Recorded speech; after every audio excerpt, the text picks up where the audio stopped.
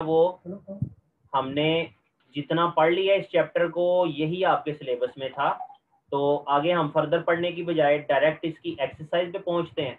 और एक्सरसाइज में जो क्वेश्चंस हैं इससे रिलेटेड, एमसीक्यूज हैं स्पेशली, वो अभी देख लेते हैं। और इससे रिलेटेड जो न्यूमेरिकल्स हैं वो मैं अब आपको आज सॉल्व करा देता हूँ।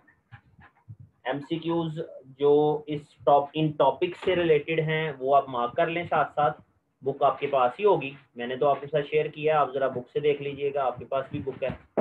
मैं आपको बता देता हूँ जो न्यूमेरिकल्स हमने सॉरी पहले एमसीक्यूज की बात कर लें।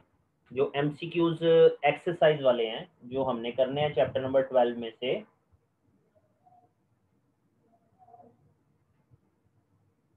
उसमें 1 से लेके तो 7 तक, फर्स्ट 7 और उसके बाद नंबर 9 और 10, पहले 7 और 9वां और फिर उसके बाद 10वां, ये हमने एमसीक्यूज करना है। यानी कि एक एमसीक्यूज हमने छोड़ना है 8वां।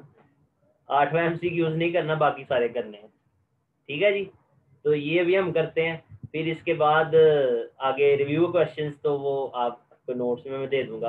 बाकी न्यूमेरिकल्स फिर मैं आपको सॉल्व कराता हूँ। पहले एमसीक्यूज कर लेते हैं। एमसीक्यूज देखें सबसे पहले वाला।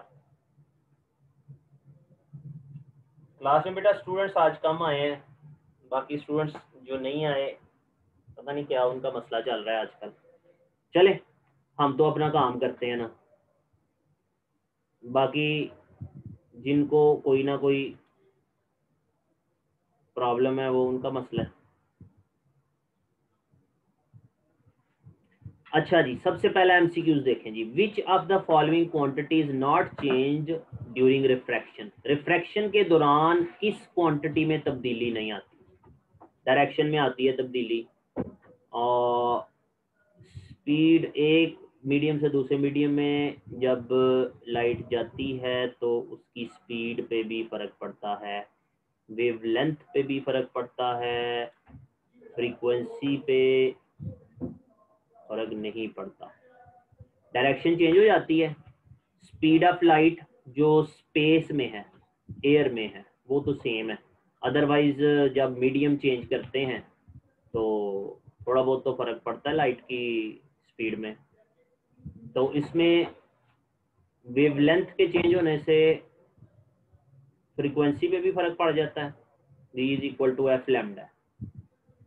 इसमें मोस्ट प्रोबेबल जो जो चेंज नहीं होती वो हम कह सकते हैं कि क्योंकि स्पीड ऑफ लाइट एयर में और जो दूसरे मीडियम में इसमें थोड़ा बहुत चेंज आता है सी ओवर वी के हिसाब से, तो फ्रीक्वेंसी में चेंज नहीं आता। फ्रीक्वेंसी क्योंकि सोर्स पे डिपेंड करती है, ये हमने चैप्टर नंबर 10 में भी पढ़ा था। तो रिफ्रैक्शन के दौरान फ्रीक्वेंसी चेंज नहीं होती, बाकी सब कुछ चेंज होता है। तो option C is the right answer. फिर आ गया जी, आप converging mirror with radius 20 centimetre creates a real image 30 centimetre from the mirror, what is the object distance. P की वैल्यू फाइंड करनी है। ये न्यूमेरिकल है, ये अभी न्यूमेरिकल्स करते हैं तो मैं उसमें फिर आपको ये एक्सप्लेन कर देता हूँ। ये वाला इसको भी छोड़ दें। आगे नंबर 3 वाला देखें जरा। An object is placed at the centre of curvature of a concave mirror. एक ऑब्जेक्ट को हमने सेंटर ऑफ कर्वेचर पे रख दिया, ठीक है, यानी कि 2f पे रख दिया। f के आगे होता है ना centre of curvature double distance पे। The image produced by the mirror. Mirror से जो इमेज बनेगा वो कहाँ बनेगा? जब ऑब्जेक्ट को हम 2f पे रखते हैं तो इमेज भी 2f पे बनता है, यानी कि सेंटर ऑफ कर्वेचर पे बनेगा, at the centre of curvature. Option B is the right answer. फिर उसके बाद आगे नंबर 4 वाला फिर न्यूमेरिकल है। ये भी आपको मैं अभी न्यूमेरिकल जब शुरू करते हैं तो उसमें मैं आपको एक्सप्लेन करता हूँ, इसको भी अभी छोड़ें। नंबर 5 वाला देखें। The index of refraction. जो रिफ्रैक्टिव इंडेक्स है वो किस पे डिपेंड करता है? फोकल लेंथ पे? नहीं करता, फोकल लेंथ पे बिल्कुल डिपेंड नहीं करता। इंडेक्स ऑफ रिफ्रैक्शन जो है वो स्पीड ऑफ लाइट पे डिपेंड करता है, बिल्कुल। इमेज डिस्टेंस पे भी नहीं करता, ऑब्जेक्ट डिस्टेंस पे भी नहीं करता। इंडेक्स ऑफ रिफ्रैक्शन का हमने फॉर्मूला पढ़ा था n over C, n is equal to C over V. तो स्पीड ऑफ लाइट पे डिपेंड करता है। Option B is the right answer. फिर आगे नंबर 8 है, which type of image is produced by converging lens of human eye if it views a distant objects. कहता है अगर डिस्टेंट ऑब्जेक्ट को कन्वर्जिंग लेंस के जरिए देखा जाए तो कौन सा इमेज बनता है। अब डिस्टेंट ऑब्जेक्ट का मतलब क्या है कि ऑब्जेक्ट 2f से पीछे पड़ा हुआ है। तो केस 1 जो हमने इमेज फॉर्मेशन बाय लेंसेज में पढ़ा, उसके हिसाब से केस 1 में हमने पढ़ा था कि ऑब्जेक्ट का जो इमेज बनता है वो real, inverted and diminished, smaller in size होना चाहिए। केस 1 का ये आंसर पूछ रहा है बेसिकली। तो real, inverted and diminished, option B is the right answer. Option B इसका आंसर है, बाकी सारे इसके रॉन्ग है, बी वाला सही है। आगे नंबर 8 वाला हमने नहीं करना, नंबर 9 वाला देखें।